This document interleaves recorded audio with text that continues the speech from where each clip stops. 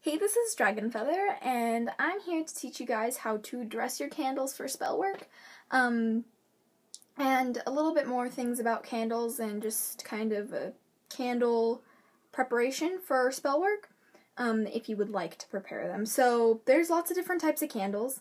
There's taper candles, tea lights, pillar candles, glass candles. There's all kinds of candles, including ones that you can make yourself, and and some of them are easier to dress than others. For example, one candle that's going to be really easy for you to dress is going to be a regular pillar candle. Now, this candle is scented. It's Kava Kava, and believe me, it smells amazing, and I use this candle a lot because it smells so good. But you can take a normal pillar candle about this size, can be from this size to about this size. I have a ton of candles, so pillar candles in general are very easy to dress because their wax is exposed, and they're not in anything, on anything, and they're not being really held together via glass or something else.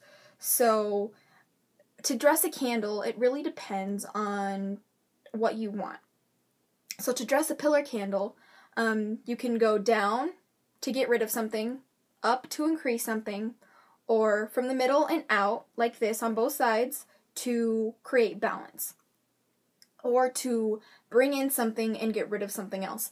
So you can use those directions for putting intentions into the candle.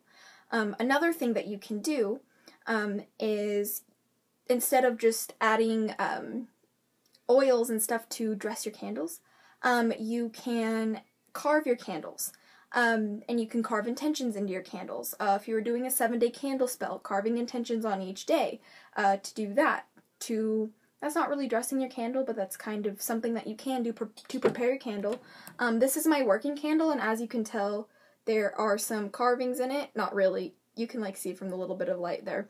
But I have used this quite a bit.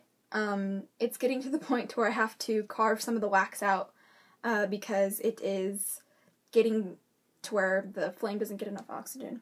But that's how you dress candles. You go up to bring something in, down to get rid of something, and from the middle out on both sides to get rid of something and bring something in its place, or to create balance, or to balance out a situation, or if you're unsure of how you should dress your candle, for that specific reason. And doing different kinds of essential oils, or salts, or herbs you can use to dress your candles. You can carve holes in your candles and stick herbs in them to also dress them. But a word of advice and a word of caution is be very careful when you put herbs in your candles. And oils, you just want to make sure that they aren't extremely flammable, because as soon as a flame hits that oil, it could be dangerous. So be careful of what you use when dressing your candles. Now, a candle that's a little bit harder to dress are candles in glass or little tiny tea lights. But it is not impossible. Usually when you dress these kinds of candles, some people will put holes in the candle, in the wax, and go all the way down to the bottom. They'll use screwdrivers or something and pour oil in there, in herbs and stuff.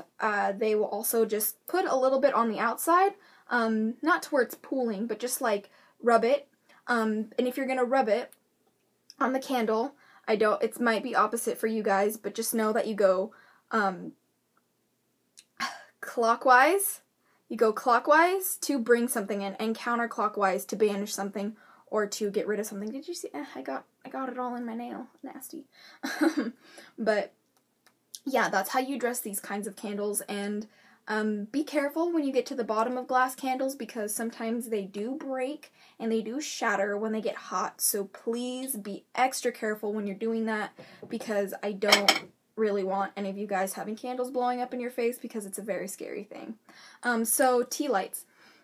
Tea lights are really, really small, and for that reason, they're usually covered by metal. Not all of them are. You can get votive candles that aren't, but votive candles you just dress the same way as a pillar candle. But with tea lights, the same thing goes. You can carve out little holes, you can draw little symbols on the top of them, anoint them with oil counterclockwise or clockwise, depending on what you're looking for, and always with the essential oils, be careful that they're not flammable, because if they are, they will specifically say on their label, do not expose to excess heat, caution flammable. It'll say something like that, and if it does say that, then be really, really careful, but I would not recommend using those for dressing your candles at all. Really, I wouldn't. But tea lights and glass candles can be a little tricky, but it's not too difficult. It's not too bad. And with the kind of oils that you use, there's different kinds of herbs and oils for different kinds of purposes, and you really just gotta research. You gotta look up your stuff and look in very different places, get as much sources as you can if you're conflicted about an herb and what its properties are.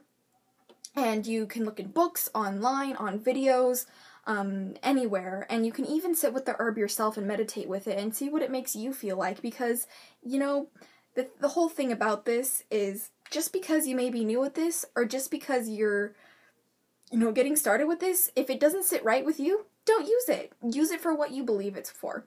And just because you're new doesn't mean you don't have the right to do that. You have the right to do whatever you want, but you will have your consequences. So, with that being said, I think that's all I really have to say about candles, and dressing them and stuff. But if you have any questions or comments, leave them below and let me know, and I will definitely get back to you. And, yeah, have fun dressing your candles. Bye.